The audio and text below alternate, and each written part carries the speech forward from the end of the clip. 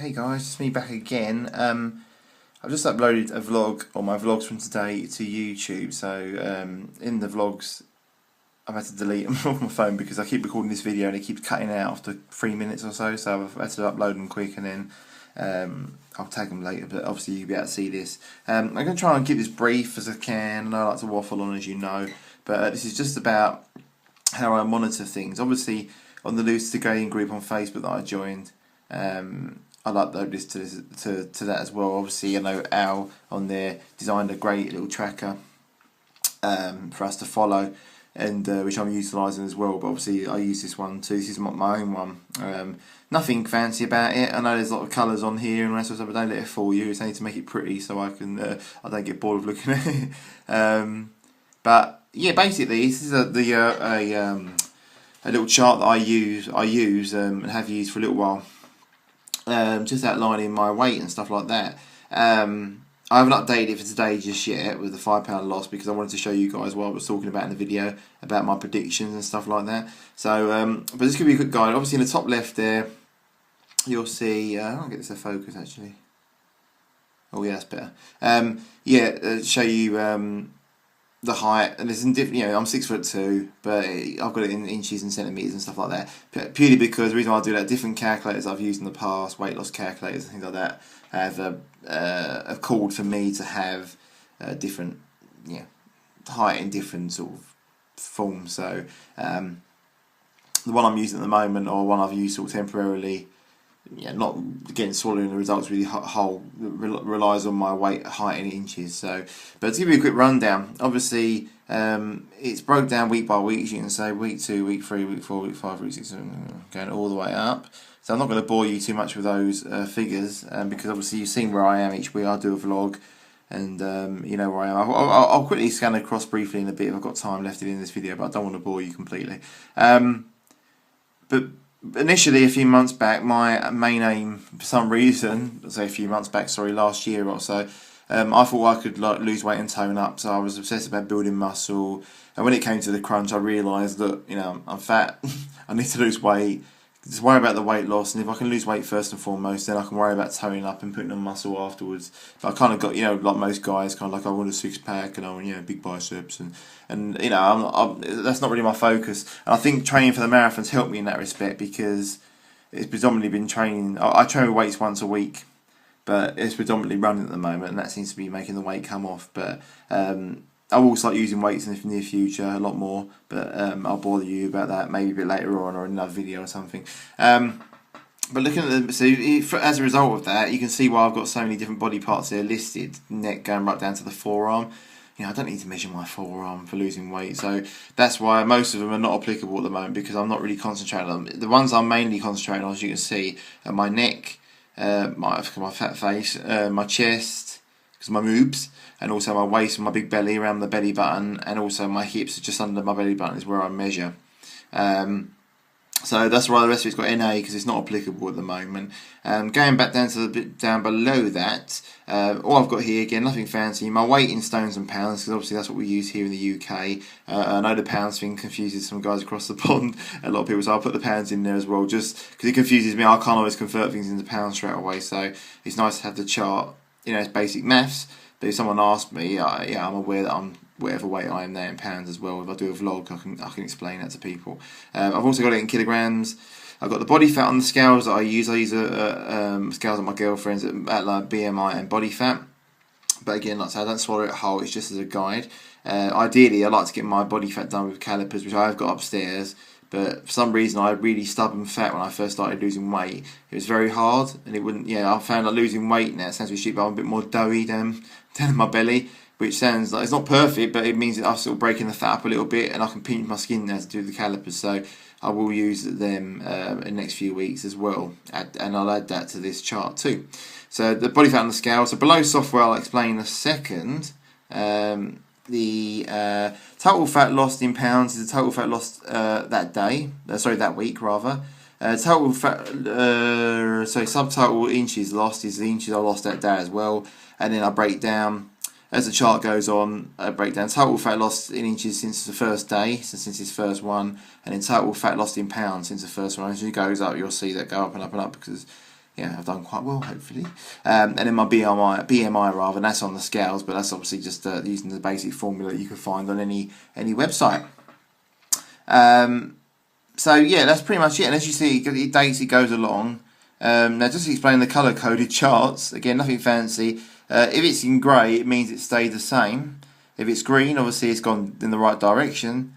And if it's red, that means that it's gone the wrong direction. So as you can see, as I pan along, just to concentrate on my weight, this bit here, to give you start at 264, and then it's gone to 260, 255, 253, 251, 250, 254.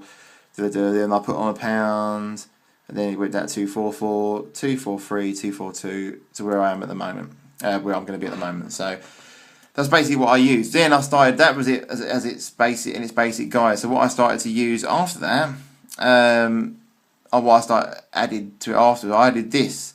And this basically outlines the whole year. Hopefully this will work. But what I've done, I basically took, let me focus that again. That's better. As you can see, I basically took the date, the weight, the BMI, the basic stuff. And what I do, I go down each time I write in the top chart, I write in this chart, just break down the weight sort of side of things, and if I've lost or gained. Same principle, grey for staying the same, red if I've lost weight, but that just keeps the weight separate, so I can make head nor tail of it. It looks quite good to sort of break it down rather than have all these figures I've got up the top here. This is exclusively the weight and the BMI and the body fat and the essential stuff. On the left, I start to plan out my year. I know things might change, but you can see I'm doing a running program, and this will change. It will change already because I'm due to start Insanity today, but I'm not going to do that because of my running. But we've got the Brighton Marathon, the London Marathon there. Sorry guys, I ran out of footage there for some reason. I run out of space, but I've deleted a couple of videos just so I can clear it. So hopefully this will last. Yeah, so obviously I'm doing a running program, and then you've got Brighton and London there. But then coming up into the summer, there's a challenge that I want to do. It's kind of like a Body for Life challenge, but it's run by the company USM. I know it's big in another country, in South Africa, I believe, but they started doing it in Britain this year with cash prize and stuff like that. And I think that would be an ideal time for me to try and lose some, build some muscle, because hopefully by then I want to be losing the weight that I'm aiming to lose, and then I can just concentrate. So that's where the rest of the year pans out. If you go down different colours here just for different months, nothing again exciting, and then possibly doing Insanity, the Asylum. So I'm just mapping it out. It's not definite, but the thing I wanted to show you guys most importantly is this is what I said before in my video about how I predict my weight. If you look here, I've started outlining my weights for the following week where I'd like to be. Now obviously this don't make it so, and if I don't hit these, then that's fine. It's not a problem. I don't mind. It's not going to be the end of the world. But the thing I wanted to show you is where just the left of the cross is. Look at that weight there, 16 stone 13, 237 pounds on the 19th of March. What am I today? 16 stone 13 pounds, 65 pounds for 237 pounds. So maybe there's something to do in this, I don't know. I'm not saying it's going to happen every week because it hasn't. As times I've put stuff down and been a bit unrealistic, and I've had to tweak it a little bit because some of the things I put down were a bit stupid, to be honest with you. But I'm gradually getting it. But if you look at the goals, they're sort of £3 here.